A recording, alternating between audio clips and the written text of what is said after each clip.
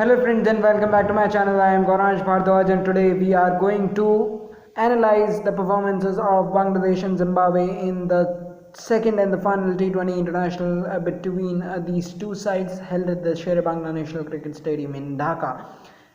Starting from the toss, Bangladesh winning the toss and Mahmudullah for a change opting to bowl first. Both the captains getting their wishes, as Zimbabwe was going to be batting first according to their captain Sean Williams' choice. Bangladesh making three changes: Tamim Iqbal, Shafiul Islam, and Aminul Islam Biplab goes out, and in comes Mohammad Naeem Sheikh. Hassan Mahmood gets his T20 international debut, and Alamin Hussain. For Zimbabwe, they were only going with one change. Out goes Donald Terpano, and in comes Charlton Shuma for his T20 international debut. So it was a good, as usual. Zimbabwe didn't get off to a flyer. Tanashika Munkambe in only the third over bowled by Bangladesh, that was of Alamin Hussain, going for a lap shot over the wicketkeeper, and was holed out as Mushfiqur Rahim completed a safe catch. Then comes Craig Irwin and joined by who was joined by Brendan Taylor. They both combined together for a beautiful partnership, some exquisite shots through the way. They quietly building up the platform for Zimbabwe, and in that process they were consuming a lot more dot balls as the scoreboard pressure crumbles up.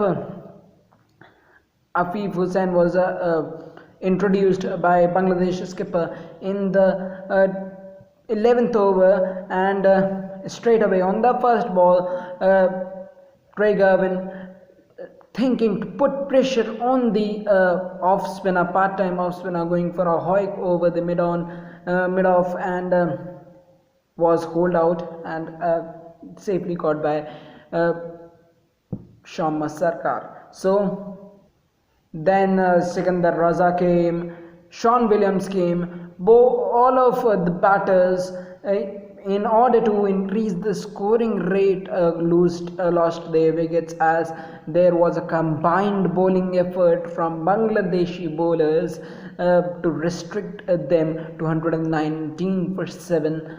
Best bowling effort by Alamin Hussain, 2 for 22 in his 4 overs, economical, hitting the right areas, as he was given the responsibility for the new ball. He was replacing Shafiul Islam, one of the best bowlers Bangladesh has in the shorter formats. But from starting till the end in the Zimbabwean innings, Brendan Taylor remained unbeaten with some exquisite shot. He was quite playing an anchor role in this Zimbabwean innings, but as soon as death overs approached, he approached his innings in a different manner, in an aggressive manner, and through his efforts also Bangladesh reached 119 for 7 in their 20 overs, setting up an easy target for Bangladesh to chase 120 in 20 overs at a run rate of 6. And it all seemed too easy for Bangladesh, as Zimbabwean bowlers, as usual, as a trend in the series, didn't hit their right line and lengths, and was punished, especially by Litton Das. The first wicket of Bangladesh innings fall on 77, that's of Mohammad Naeem Sheikh, and to Empel who caught and bowled, and but at the other end, Litton Das was looking an exquisite shot, punishing the bowlers without mercy, and the Bangladesh completed series whitewash in all three formats: the only test, 3 ODIs, and 2 T20 internationals, as a very good tour of very bad tour, I should say, for Zimbabwe ends. Now moving on to the series previews of the Chapel Hadley Trophy between Australia and New Zealand and Indian South Africa ODI series that is going to start tomorrow from Dharamshala. As we all know that the coronavirus has struck in the Indian side, so there are some precautions that were suggested by respective team doctors of the Indian and South African team. But moving on to the cricket, the squads that were announced by both the teams. For South Africa, there was a return of Faf du Plessis, who was rested for Australia ODI series, and along with Rossi van der Dussen, and there has been a groin injury to Temba Bavuma, and it is going to be a massive loss for South Africa if it doesn't play in this series, as Kagiso Rabada has already ruled himself out with groin strain in this series and might be unavailable for the Delhi Capitals for this season's IPL also, which might prove as a huge loss for Delhi Capitals, as they have already lost Chris Wokes and they haven't had the services of Trent Bolt also. So moving on to the international cricket, let aside the IPL, we'll discuss later. The Indian so the South African team was pretty inexperienced, as Tabraiz Shamsi is also not traveling with the team, and George Linder making his is expected to make his debut tomorrow in place of Tabraiz Shamsi. And from the Indian point of view, we might consider that Hardik Pandya return, Kedar Jadhav has been dropped, Shikhar Dhawan has returned to international arena. Bhuvneshwar Kumar has also returned. Mohammad Shami has been rested. Virat Kohli will continue to lead the side.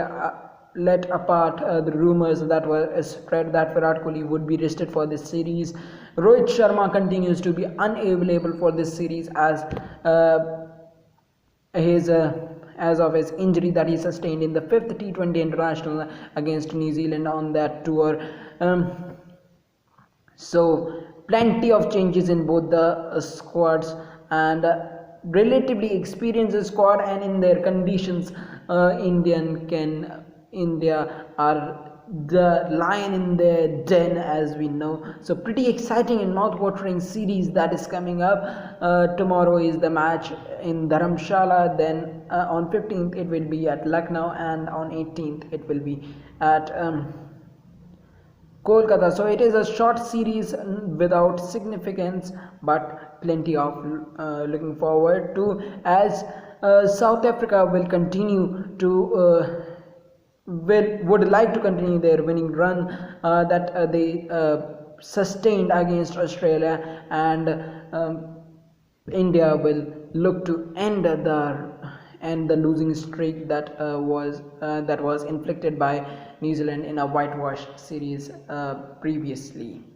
So that's all from now. Tomorrow we are going to analyze India South Africa first ODI and also Chapel Hadley Trophy, that is a New Zealand Australia ODI series that is going to start on Friday. That is another mouth-watering contest that we are going to witness.